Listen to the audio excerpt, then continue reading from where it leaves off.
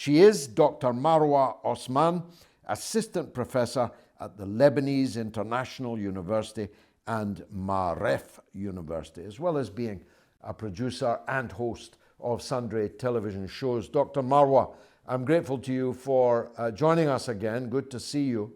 I said it's not an election like most of the rest of us know.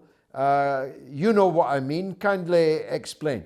It's not one man, one woman, one vote, because if it was, Said Hassan Nasrallah would be the president of the country, but he can't be. So explain why. Well, the issue is that the Lebanese electoral system has been put forth by the French mandate, which ruled Lebanon, especially between 1926 and 1946, 1923 and 1946.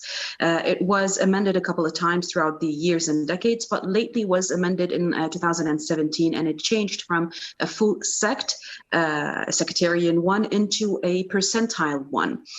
In 1990, there was a new law that that was made in Ta'if in Saudi Arabia after the warlords of the Lebanese civil war came together in Saudi Arabia under the patronage of Saudi Arabia and Syria at that time, and decided that they will split the Lebanese parliament between Muslims and Christians.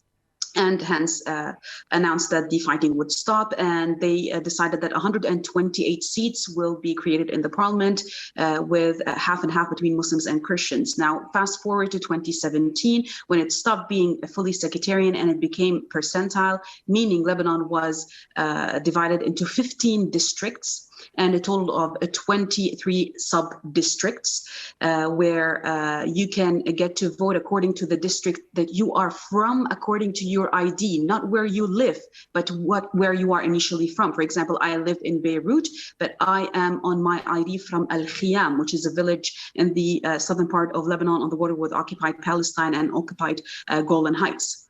So despite the fact that I live in Beirut, I cannot choose Lebanese parliaments from the Beirut district. I have to come all the way here to Khiyam and vote in Khiyam for members of parliament from this area.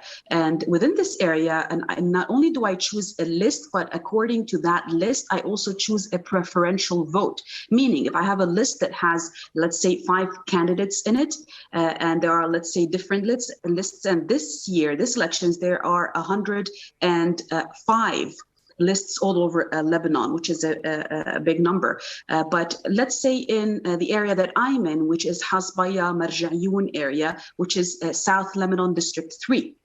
In this area, let's say I have 4 lists, which means 4 different competing campaigns. Let's say I want to choose a name from this list and a name from the other list. I cannot do that. I need to choose one list that has names of candidates who are allied together. For example, if I were to vote, because I was not allowed to vote because there was a mistake, a logistical mistake, and my name was not found in the voters, sadly, in the voters tables or Excel sheet. If I were to vote, I would choose a certain list. And when I choose that specific list, I would have to choose a preferential vote in it. And when I give my vote for this list, in the end, even if one name gets higher preferential votes than another name, if that entire list does not get the number of certain number of percentile that allows it to compete, even if they have numbers higher from other people on that list, but the entire list has more percentage of votes than that list with a higher percentage of votes, lower percentage of preferential votes will win. So it's very complicated, but it's decided upon the number of a certain thing called the electoral coefficient, and that coefficient is when you divide the number of people voting on the number of seats in that specific district. You get that number. If that list does not get that that actual coefficient, then you won't be considered a winning list. You'll be considered a losing list,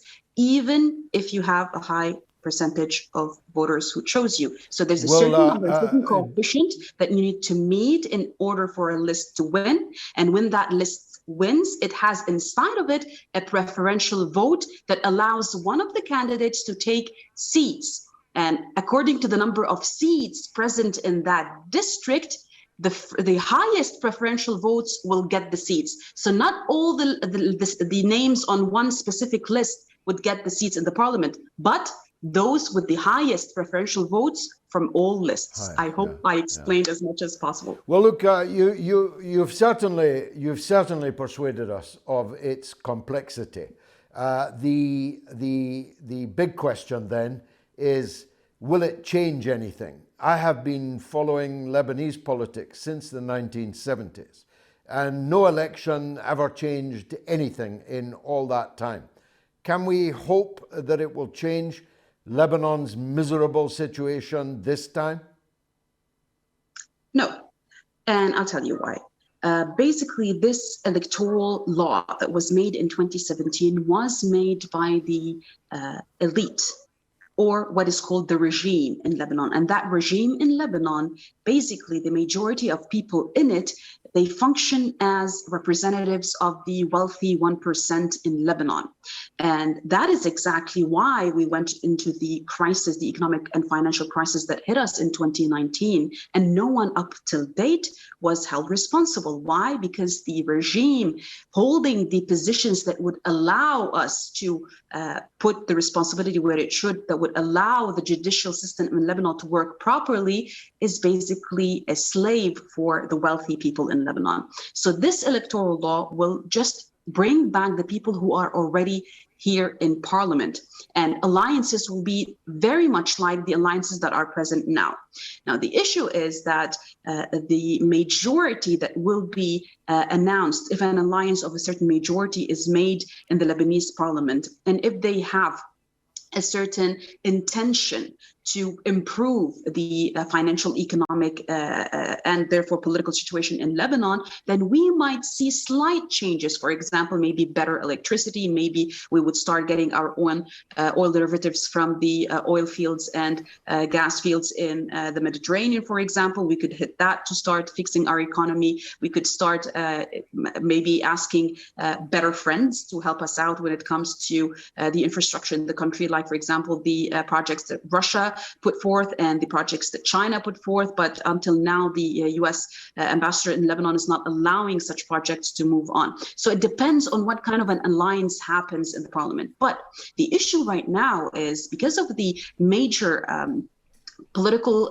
campaigns that were held for this electoral process that we witnessed today, because of the campaigns that focused on the hate speech against Hezbollah and the weapons of Hezbollah, instead of focusing on getting back the money that was stolen from the pensioners in Lebanon and from the savings account of the people in Lebanon, instead of actually talking about how we should fix the maybe the educational system in Lebanon, the health system in Lebanon, how we should fix the electricity in Lebanon. Since 1990 up until today, George, we have paid 40 billion US dollars to try and fix the electricity problem in Lebanon, and it costs only 4 billion to build a nuclear power plant. Can you imagine how much money has been stolen out of people's pockets? If that is the case, the issue here is that most of the political parties that are pro-West, or they are supported by the West and by the Gulf countries in Lebanon, when they reach the parliament, their first priority is the weapons of Hezbollah, instead of focusing on those issues. So whether Hezbollah if Hezbollah wins, we're going to witness a wave of unprecedented hatred and political incitement that would lead to security risks in Lebanon. And if Hezbollah loses, and I don't think that's the case, because we're looking now at the numbers coming in that the statistics show in South Lebanon or elsewhere in Lebanon, that the numbers that Hezbollah received were really high numbers, even higher than that which he received in 2019 parliamentary elections.